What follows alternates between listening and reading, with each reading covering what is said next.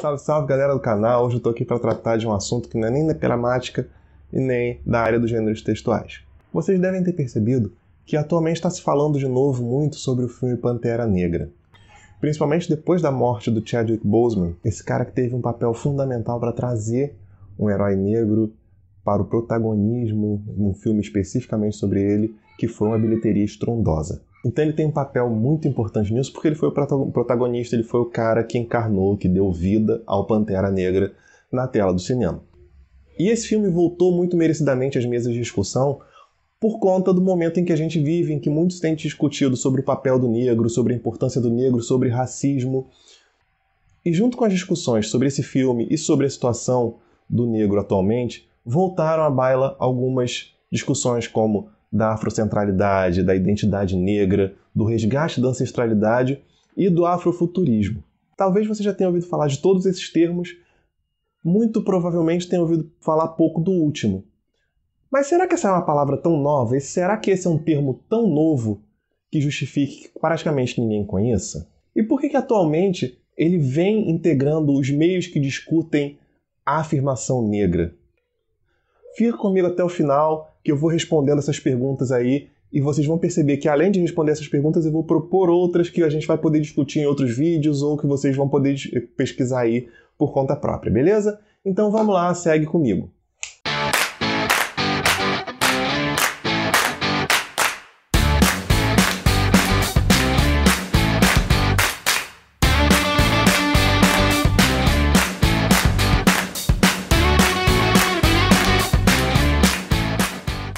Muita gente tem considerado o afrofuturismo como um movimento artístico somente, mas só que ele é muito mais do que isso. Ele é um movimento estético.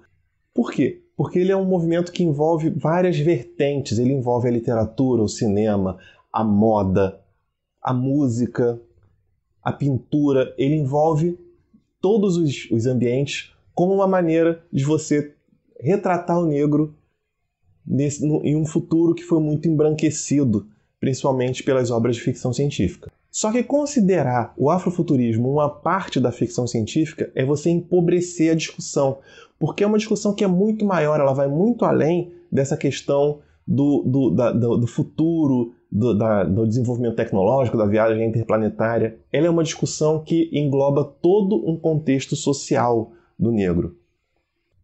E como que ele faz isso?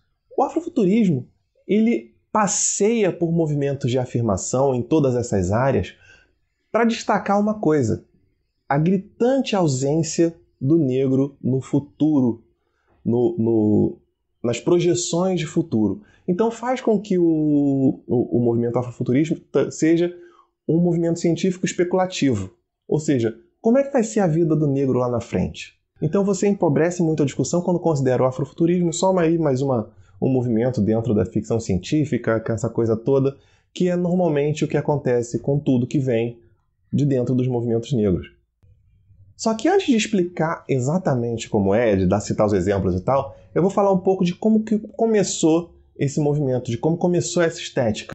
Essa estética afrofuturista começou com um músico de jazz chamado Sun Ra, lá pelos idos dos anos 50, de 1950, e que na prática ele funcionou mais ou menos como um precursor lá do Ziggy Stardust, do David Bowie.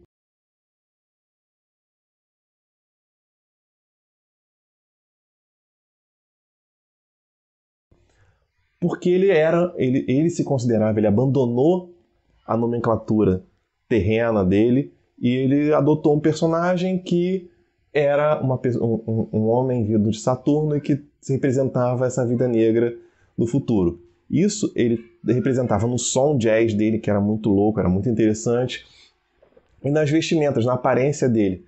Então ele sempre se posicionou como esse homem do espaço. Ele tinha até um jargão que era Space is the place, ou seja, o espaço é o lugar, que é como se fosse o espaço é o destino do negro.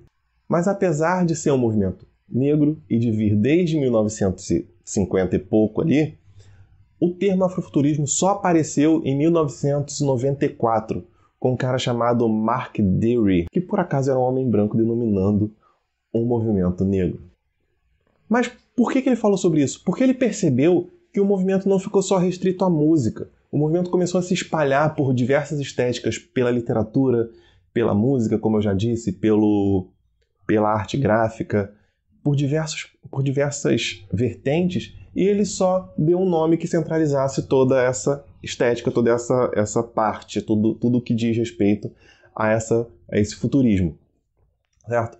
Então pode-se dizer que ele começou como um movimento musical e foi abarcando, ele foi abraçando diversas mídias, ele foi tornando um movimento multimídia. Hoje nós podemos ver, por exemplo, na música, personagens como a Rihanna, a própria Beyoncé, que tem até um filme afrofuturista. No Brasil nós temos a Carol Conká, que adota esse perfil. O próprio Carlinhos Brown também, que tem aí toda aquela coisa de futuro, essa coisa assim do tipo do porte dele. Então, é um movimento que está ativo e ele vem se espalhando muito na nossa realidade de hoje. Nós temos também o cinema, como o próprio Pantera Negra, tem um filme nacional chamado Branco Sai, Preto Fica. Nós temos também esse movimento na literatura com um cara muito maneiro, muito massa, chamado Fábio Cabral. Então esse é mais ou menos o contexto do afrofuturismo, de como que ele começou até os dias de hoje. Vale dizer que ele é um movimento afirmativo. Ele não é só uma presença. O negro não é só uma presença no futuro. Ele é o protagonista desse futuro. A Kênia Freitas, que foi curadora de uma mostra sobre o assunto, define o afrofuturismo como um movimento que abrange diversas narrativas de ficção especulativa, aquela que se propõe a especular sobre o futuro ou o passado, sempre da perspectiva negra, tanto africana quanto diaspórica. Em outras palavras, é um futuro observado pela perspectiva negra, não só como coadjuvante, não só como aquele pretinho que está ali, que está cumprindo a cota dele dentro da narrativa, mas ele envolve as questões de religiosidade, as questões da cor da pele, dos costumes, da ancestralidade, tudo isso precisa ser retratado numa obra afrofuturista para que ela possa ser classificada como tal, para que ela possa fazer parte desse movimento. Então, o negro da perspectiva afrofuturista, ele precisa ser protagonista, ele é o dono do destino dele. Então, você colocar o preto como escravo, ou como alguém ligado a um branco, que seria o personagem principal, ou agindo em função de defender os interesses dos brancos, ou sendo simplesmente um personagem branco como qualquer outro, de qualquer outro filme de ficção científica, só que com a cor da pele diferente, ou exotizado, transformado numa coisa exótica, nada disso faz parte do afrofuturismo. Então, o personagem principal ele precisa ser um negro que age como negro, que pensa como negro, que tem em si toda essa questão da espiritualidade negra, da ancestralidade negra e que pertença ao futuro. É importante a gente pensar que o povo negro, principalmente nessa diáspora forçada dele, foi inserido em contextos que eram completamente diferentes daquele que ele conhecia. Então ele sim se transformou em um ET dentro do próprio planeta, em um extraterrestre dentro da própria Terra. O que significa isso? Quando você joga o negro para esse outro futuro, para essa outra perspectiva, você acaba representando um pouco da história desse negro lá atrás que foi arrancado da sua terra, das suas raízes e foi jogado num universo branco em que ele não tinha simplesmente identidade nenhuma. Até porque ele foi colocado em contextos em que muitas vezes ele convivia com um outro negro ali, mas que eram de culturas completamente diferentes. Porque a África, embora muitos ainda acreditem nisso, ela não é um país. A África é um continente dividido em vários países e cada um desses países muitas vezes é dividido em várias culturas, em vários povos ali dentro. A África foi dividida meio que arbitrariamente. Ela foi dividida ali, vamos fatiar esse território aqui, vamos criar uma divisão política aqui para a gente poder explorar melhor, para ver a quem pertence cada um dos pedaços. Então nisso não foram levadas em conta as culturas que existiam dentro de cada território. Às vezes, mais de um pertence a um determinado país, às vezes uma cultura foi rachada ao meio para ser dividida em dois países e coisas desse tipo que fazem com que fizeram com que a cultura negra se perdesse bastante e que, principalmente nesse momento em que vieram os negros para o Brasil, foram distribuídos para as colônias, o povo negro tenha se visto como povo negro, simplesmente meio que abdicando das suas próprias culturas para poder se unir e ganhar mais força. Isso talvez seja um dos motivos que confundem a cabeça das pessoas quando falam em África e pensam que seja uma coisa unificada, que seja um país. E essa necessidade de afirmação da cultura negra fica muito clara se nós pararmos para pensar no seguinte. Vocês já perceberam que nenhuma das grandes obras africanas, ou seja, as pirâmides do Egito, a muralha de Benin, os europeus não são capazes de aceitar que os negros tenham produzido aquilo, e aí jogam na mão dos extraterrestres. Vocês já pararam para pensar sobre isso? Que se não foi construído pelo europeu, o negro não seria capaz de construir aquilo ali sozinho pelas próprias mãos, não teria capacidade de pensar nas tecnologias que seriam capazes para produzir aqueles monumentos, aquelas obras que eles fizeram. Isso só para citar 2 exemplos, da Pirâmide do Egito e da Muralha de Benin, porque tem muitos outros, se a gente parar para pesquisar. Então, você colocar o negro, o africano, a negritude, a africanidade dentro desse contexto futurista em que ele se torna o responsável pela tecnologia, o responsável pelo desenvolvimento, o responsável pela curadoria do planeta, o responsável por guardar a sua ancestralidade, em que os deuses, as divindades passeiem ali pelo universo, mesmo que não fisicamente, em que a cultura negra seja representada em um futuro, é basicamente a raiz do afrofuturismo. Mas tem um monte de coisa distópica aí, de futuro distópico, que os negros participam e tal. Bom, eu ouvi o Fábio Cabral, que eu já citei aqui, dizendo uma vez que o negro vive essa distopia hoje. É um futuro destruidor para o negro hoje.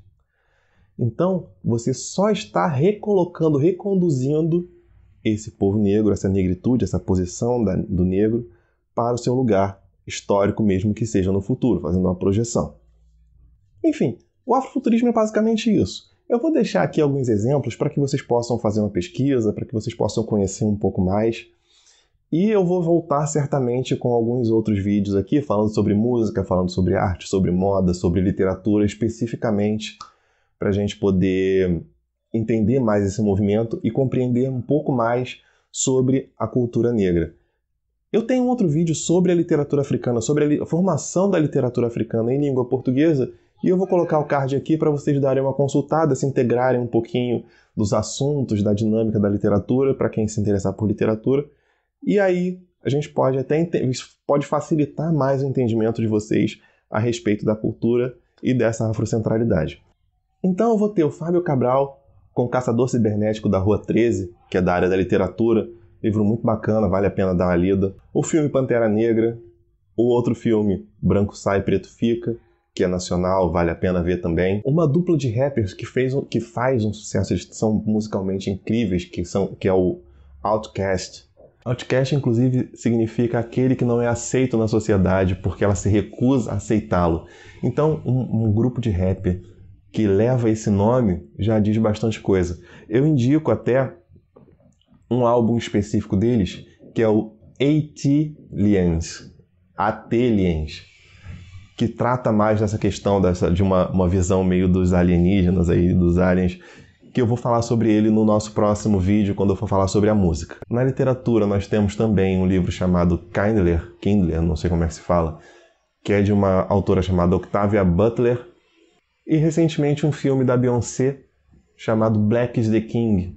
É uma outra obra que vale a pena porque tem umas discussões interessantes, ela tem ela tem um posicionamento mais crítico com relação a essa questão da negritude, que vale muito a pena, é um filme interessantíssimo. Então é isso aí, gente, eu espero que eu tenha ajudado vocês a compreenderem melhor o que é esse afrofuturismo, que vocês se interessem por esse movimento, que deem uma procurada lá para entender um pouco mais. Tem vários vídeos na internet circulando sobre esse assunto, principalmente agora que esse assunto retornou às discussões. Eu vou pedir para vocês deixarem o like de vocês aqui, se inscreverem no canal, compartilharem esse vídeo. É isso aí, gente. Vamos lá e nos vemos nos próximos vídeos. Um abraço!